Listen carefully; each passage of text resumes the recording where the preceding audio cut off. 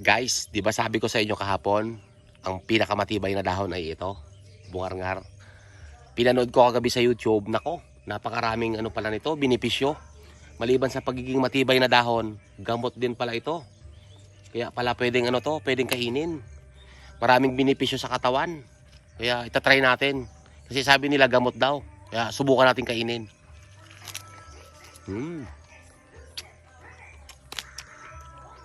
Sarap.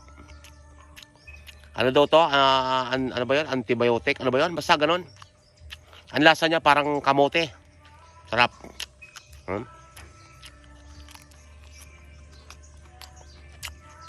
Gamot daw sa mga sugat-sugat. Kaya tikman natin. Sarap. Basta ang lasa. Nga. Parang ano? Dahon ng kamote.